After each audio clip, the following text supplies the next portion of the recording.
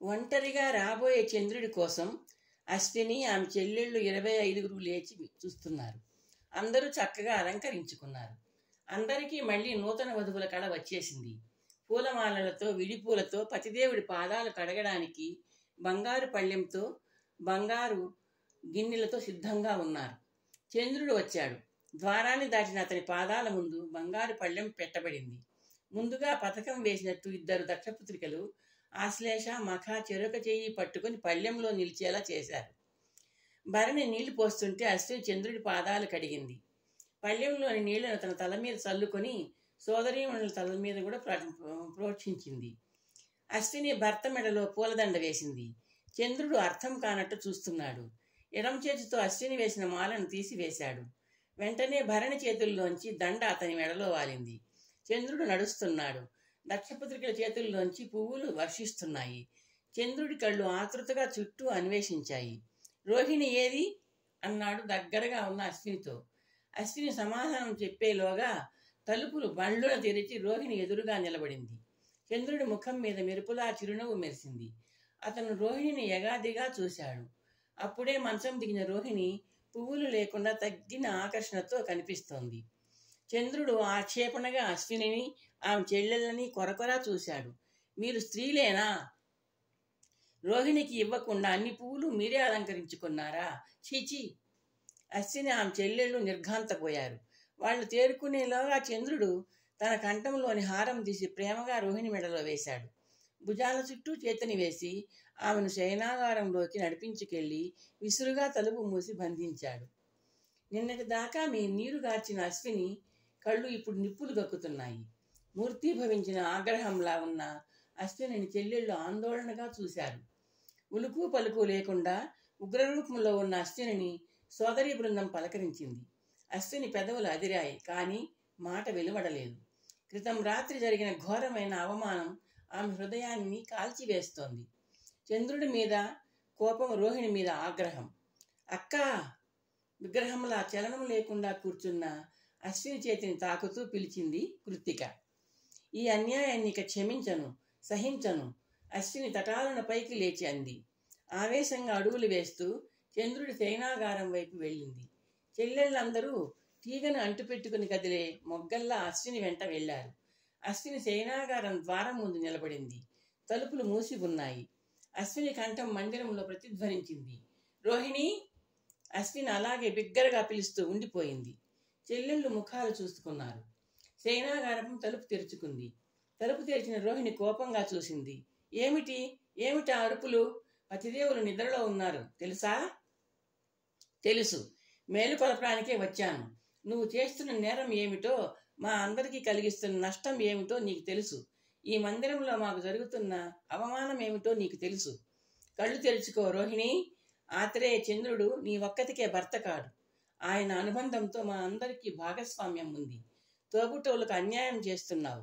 తప్పు తెలుసుకొని తప్పుకో, అశ్విని ఆవేశంతో అంది. రోహిణి పెదవులు మెల్లిగా కదిలి వెటకారానికి రూపం ఇచ్చాయి. నేను ఆయనను కొంగున ముడివేయలేదు. మిమ్మల్ని కన్నెత్తి చూడవద్దని కట్టడి చేయలేదు. ఆయనే నా చుట్టూ తిరుగుతున్నారు.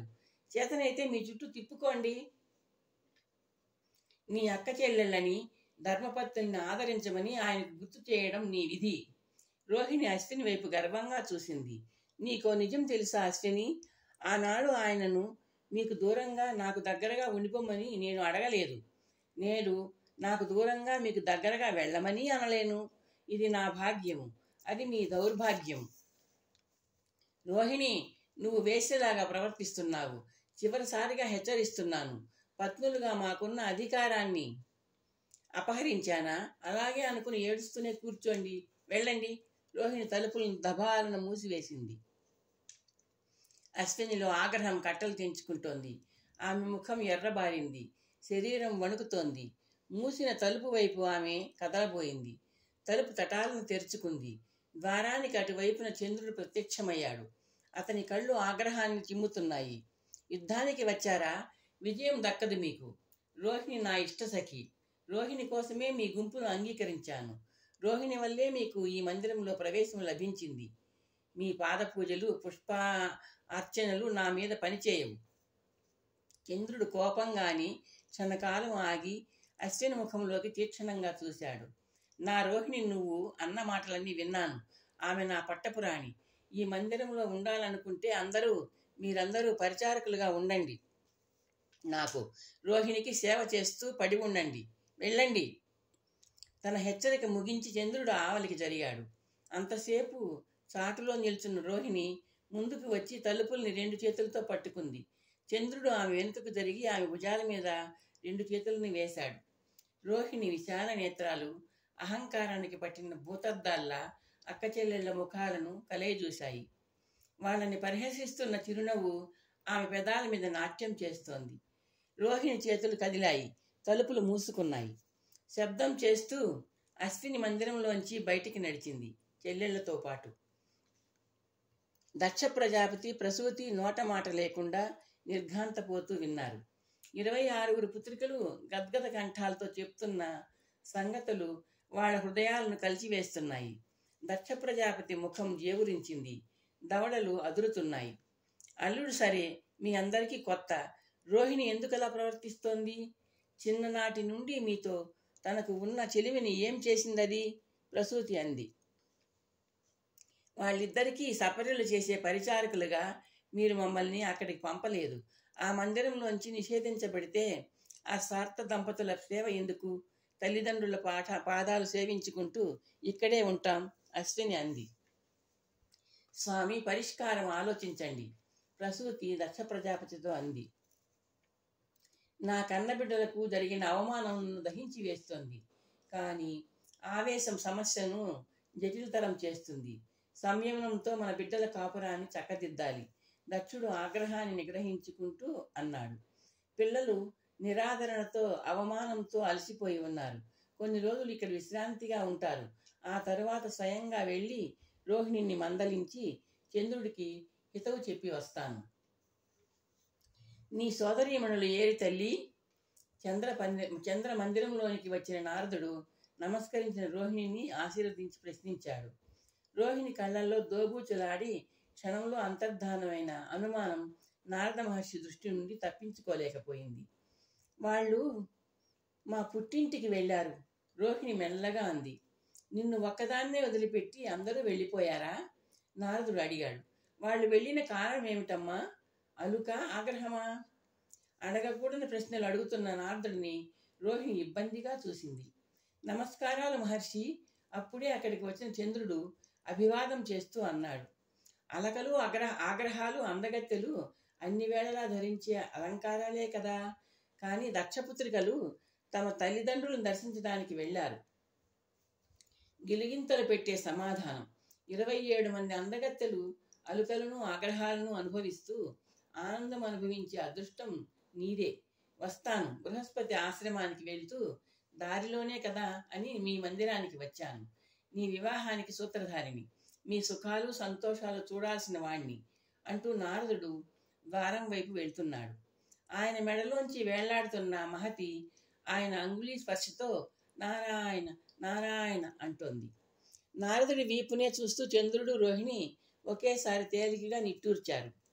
26 పుత్రికలను వెంట పెట్టుకుని అకస్మాత్తుగా వచ్చిన దక్ష ప్రజాపతిని చూసి చంద్రుడు కొద్దిగా కలవరపడ్డాడు. రోహిణి ఆందోళనతో మునిగిపోయింది. ఆసనం మీద ఠీవిగా కూర్చున్న దక్ష ప్రజాపతి వెనక 26 పుత్రికలు నిలుచున్నారు. రోహిణి చంద్రుడి సమీపాన నిలుచుంది.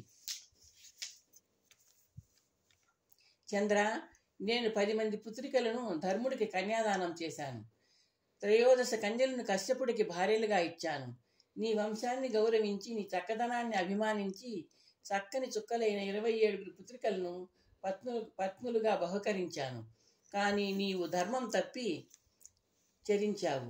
పరస్త్రీని దగ్గర చేర్చుకోవడం అపరాధం. అలాగే స్వపత్నిని దూరంగా ఉంచడం కూడా అపరాధమే. చంద్రుడికి ఆలోచించుకునే అవకాశం ఇస్తున్నట్టు ఆగాడు దక్షుడు.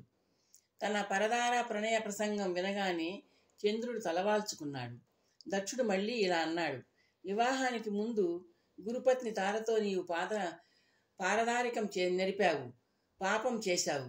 నీ భార్యలుగా రూపొందే నీకే తమను అంకితం చేసుకున్న అశ్వినిని, ఆమె చెల్లెళ్లను పరిచారకులుగా చూస్తూ చేరదీయకుండా దూరంగా ఉంచావు. మళ్ళీ పాపం చేస్తున్నావు. మామ అయిన నేను నీకు పితృ సమానుడిని. నీ అపరాధాన్ని క్షమించి నీకు మరొక అవకాశం ఇస్తున్నాను. దక్షపుత్రికలందరినీ సమదృష్టితో దక్షతతో ఏలుకో. నీ అనురాగాన్ని ఒక్క రోహిణికే కైంకర్యం చేయవద్దు, అందరికీ పంచు. తన ప్రసంగం ముగించి దక్షుడు పైకి లేచాడు. అమ్మా అశ్విని, మీరందరూ మీ మీ గృహాలకు వెళ్ళండి. మీ భర్త మిమ్మల్ని ఆదరిస్తాడు, దక్షుడు పుత్రికలతో అన్నాడు. దక్షపుత్రికలు ఆనంద బాష్పాలతో తమ తండ్రి వైపు చూసి వెళ్ళారు. ఆత్రేయ, నీ సమాధానం కావాలి నాకు అన్నాడు దక్షుడు, మౌనంగా ఉన్న చంద్రుడి వైపు చూస్తూ. చంద్రుడు రెప్పలెత్తి మామగారి ముఖంలోకి చూశాడు. దక్షుడు తీక్షణంగా చూశాడు. నీ అపరాధాన్ని క్షమిస్తున్నాను, పునరావృతం కాకుండా చూసుకో. మరొక్కసారి అపరాధం చేసిన అల్లుడిని ఈ దక్షుడు అరణంగా ఇచ్చేది దారుణ శాపమే. గ్రహించావు కదా? గ్రహించినట్టుగా చంద్రుడు మౌనంగా తల పంకించాడు.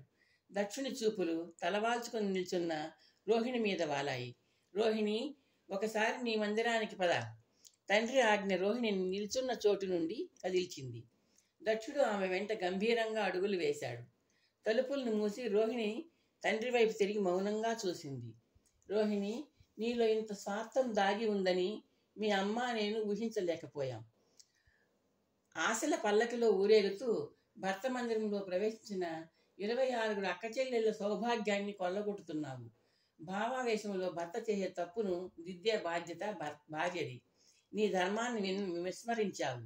నువ్వు చంద్రుడి ప్రథమ పత్నివి కావు, చతుర్థ పత్నివి. దుర్మార్గంగా ప్రథమ స్థానాన్ని ఆక్రమించావు.